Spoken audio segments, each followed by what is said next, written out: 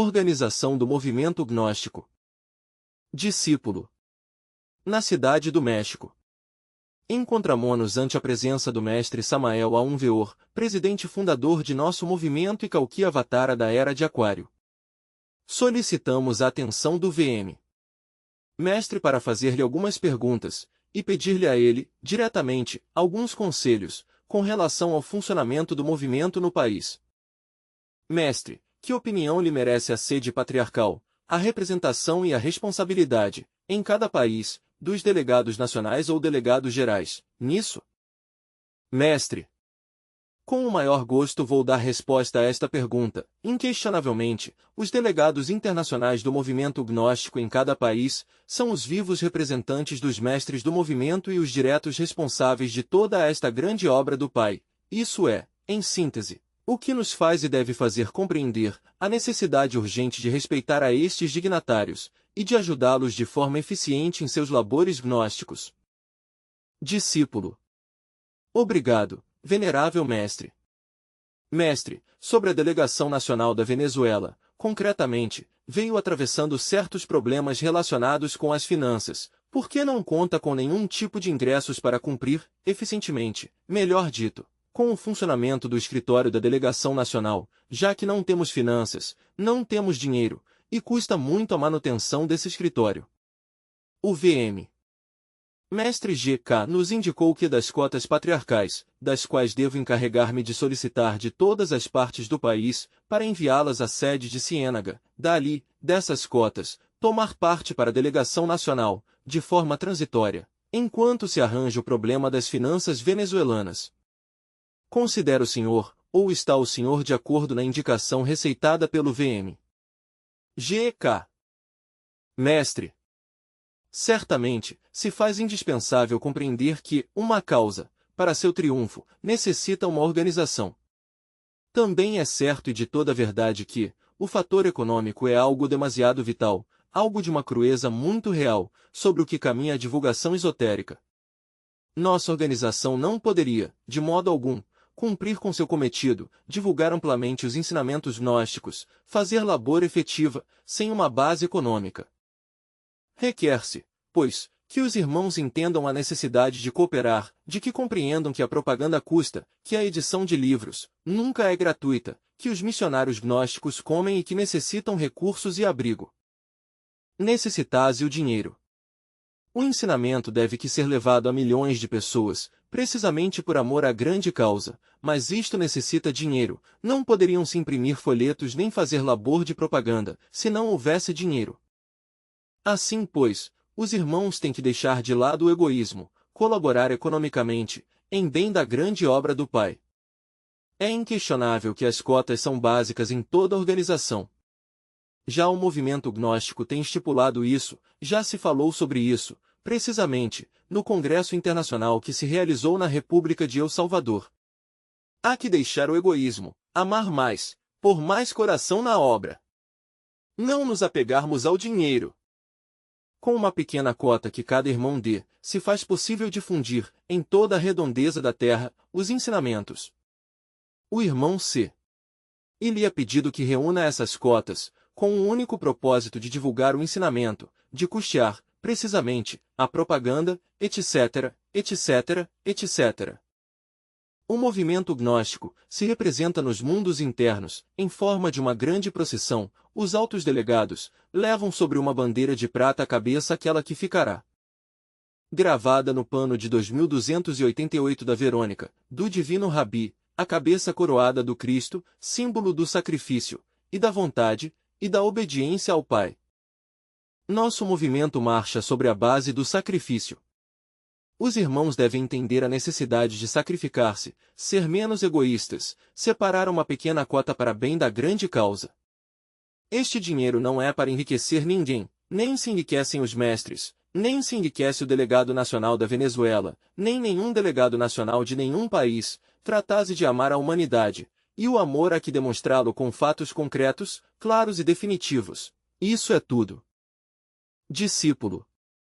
Venerável mestre, vendo, pois, a situação venezuelana, com relação à diretriz nacional, a seu diretor nacional, Comentava-me o favorável que seria unificar ao redor do delegado nacional, um escritório nacional de controle, de cada país, de todo o movimento, e que não continuasse as diferentes seções administrativas, espalhadas pelas diferentes partes do país, um representante em Mérida ou em Barquisimeto, um em Maracaibo, um em Caracas, um em Valência, etc., etc., etc.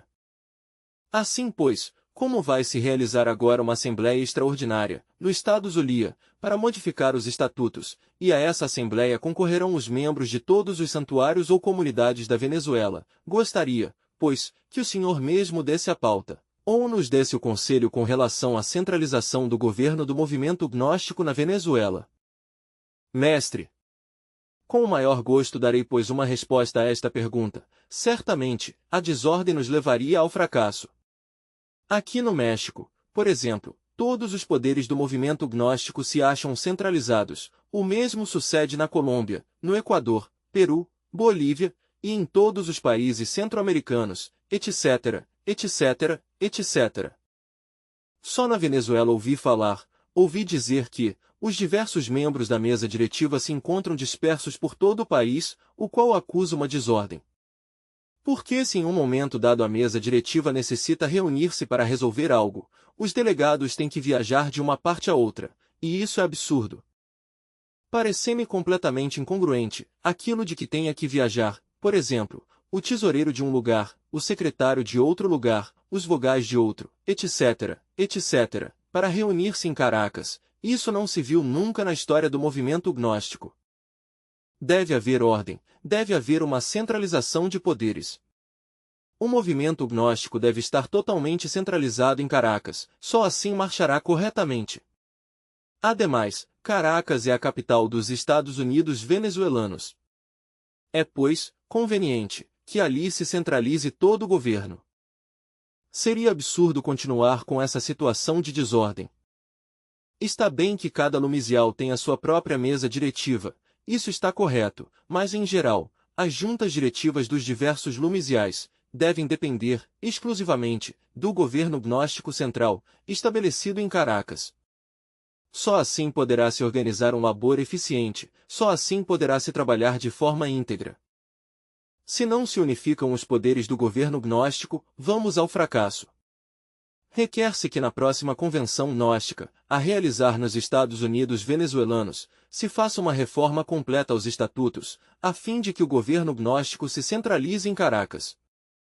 Enquanto nosso governo gnóstico de Caracas não esteja devidamente organizado e as autoridades do movimento estejam dispersas pelos distintos rincões da Venezuela, haverá desordem, e então não será possível um labor eficiente e difundo.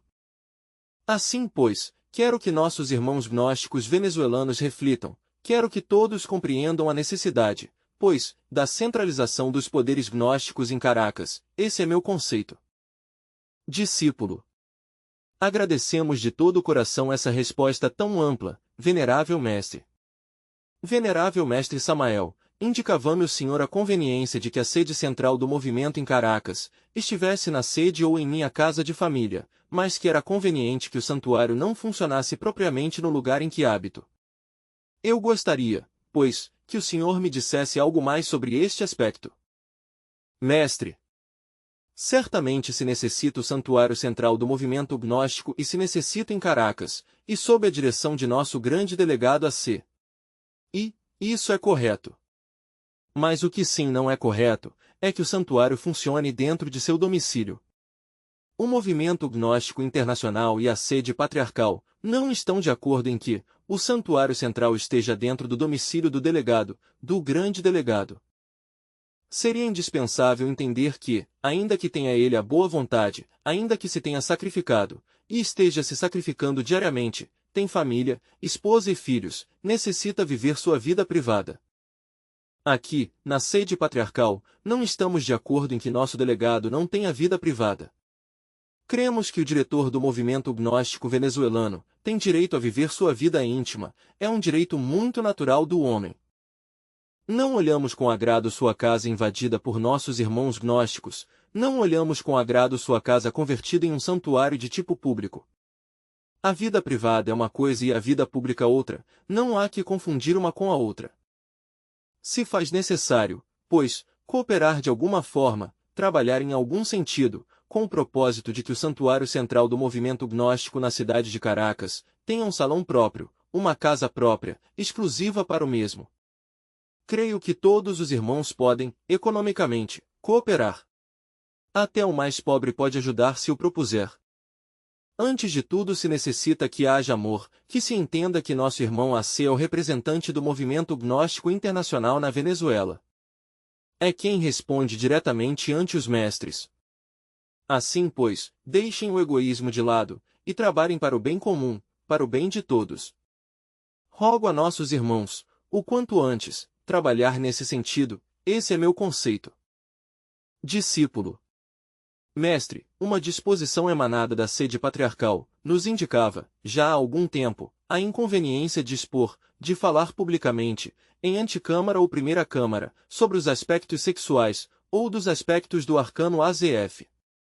Todavia alguns conferencistas, na Venezuela, não acatam esta disposição, e algumas seccionais do país, que elaboraram cursos para a preparação de membros do movimento gnóstico, fizeram caso omisso desta disposição emanada da sede patriarcal, e, por sua vez, fazem caso omisso às decisões tomadas pela delegação nacional em tal sentido. Eu gostaria que o senhor nos dissesse algo sobre este aspecto, que afeta, pois, certamente ao movimento, com relação às disposições emanadas desta sede. Mestre. Certamente, meus estimáveis irmãos, se faz necessário a ordem. Aqui no México, por exemplo, temos uma antecâmara, também temos a primeira, segunda e terceira câmaras.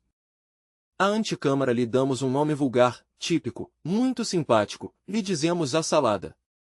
Aí na antecâmara pode entrar quem quiser, está aberta para a rua, publicamente.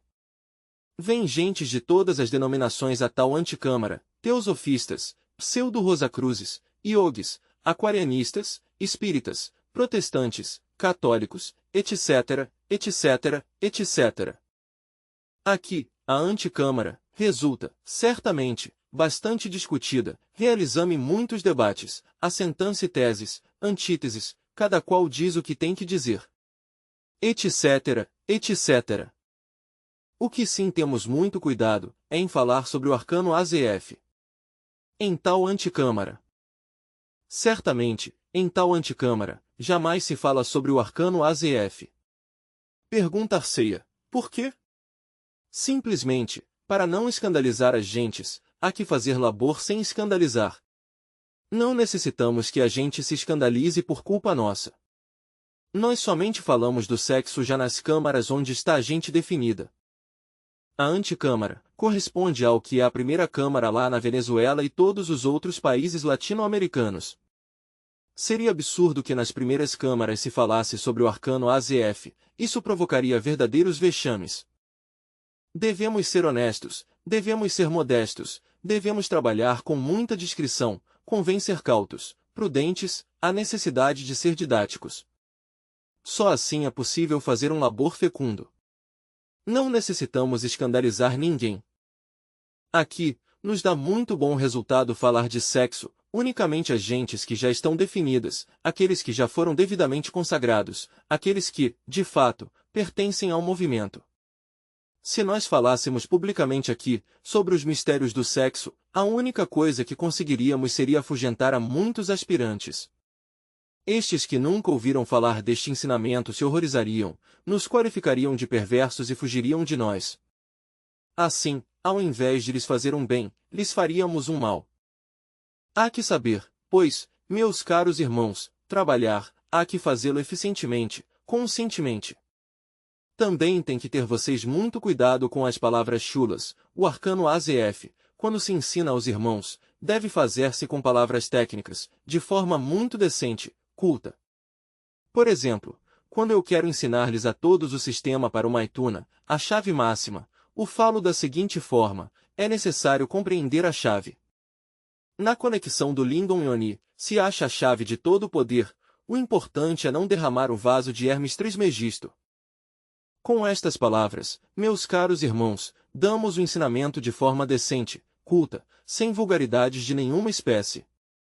Quero que vocês o compreendam, quero que o entendam, Quero que aprendam a ser decentes, cultos, isso é tudo. Discípulo. Mestre, há um aspecto importante e delicado, que é de conhecimento, mas que eu quero, novamente, expor neste momento. Na Venezuela, alguns irmãos se deram a tarefa de injuriar aos mestres, de qualificá-los mal, chegando-se, inclusive, a enviar-lhes correspondência, ou mentiras ao VM.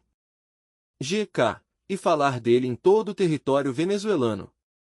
Já a Delegação Nacional da Venezuela enviou uma comunicação, uma circular a todos os irmãos para que estivéssemos alertas, e não deixássemos que isto tivesse consequências. Eu gostaria de escutar, VM. Samael a um veor, qual é seu pensamento, qual é sua determinação ao caso destes irmãos que estão fazendo esta campanha? Mestre. Bom, conceituo que os mestres da Fraternidade Universal Branca, que realizam no mundo algum labor esotérico, devem merecer nossa consideração e respeito. Entendo que quando alguém se pronuncia em contra dos mestres que trabalham, indubitavelmente atira para si um grande karma. Por isso devemos advertir aos difamadores o que é a lei do karma, o perigo que isto implica. A grande lei se encarrega de pôr ordem. Nós unicamente devemos nos limitar a advertir, o mais o fará a grande lei. Não tomar nós jamais a justiça por nossas próprias mãos. Isso sim, advertir. Recordemos que toda causa traz seus efeitos e que todo efeito tem sua causa. Amar a todos é necessário, e especialmente, é indispensável compreender a necessidade de cooperar com aqueles que estão trabalhando na grande obra do Pai, isso é tudo. Discípulo. Não queremos, realmente, aplicar-lhes nenhum tipo de sanções, e que por sua vez esgotamos com eles todos os recursos. Queremos que o Senhor lhes faça um chamado a eles, para que entrem na ordem e acatem as disposições das autoridades do movimento gnóstico venezuelano, para que lutemos conjuntamente, pois, pela humanidade, e possamos resolver todos os problemas de nosso movimento no país. Mestre. Está bem. Qualquer chamado que façamos nós aos irmãos que todavia não compreenderam o labor dos mestres, será de forma pública, já seja através de folhetos ou de livros. Aqui porque é pessoalmente, pois, de forma alguma queremos nós, personificar ninguém. Só nos limitamos a advertir de forma coletiva, e isso é tudo. Discípulo. Mestre, na Venezuela, atravessamos sempre situações, não digamos que difíceis, mas um pouco incomodas, porque alguns irmãos tomam para si as determinações que muitas vezes se tomam na irmã República da Colômbia, para o funcionamento interno da Colômbia. Digamos, se o concílio sacerdotal determina algo para a República da Colômbia, há alguns irmãos que viajam à Venezuela e querem implantar de imediato essas mesmas determinações, não sendo essas disposições emanadas do SSS. Como ordens internacionais, nem da sede de Ciénaga nem da sede patriarcal. Somente queremos que o Senhor nos esclareça, ou esclareça a esses irmãos, a situação que conforma a República da Colômbia, e as demais repúblicas onde funciona o movimento gnóstico internacional. Mestre. Inquestionavelmente, cada país é diferente. O movimento gnóstico internacional tem seus estatutos, sua personalidade jurídica, em cada república. Absurdo seria querer implantar, por exemplo, na Venezuela, certas normas que se pontuaram de forma exclusiva para a Colômbia. Também sucedem casos muito importantes em relação com nossa literatura. De vez em quando, ainda que muito rara vez, escrevi algo para alguma localidade exclusiva, de acordo com sua idiosincrasia psicológica, e com o propósito de dar ajuda específica a determinada população. Depois fomos admoestados demais, no sentido de querer que tal ensinamento dado para um setor, se aplique a todos os setores, o qual é absurdo. Vejamos, por exemplo, o caso de meu livro intitulado A Virgem do Carmo.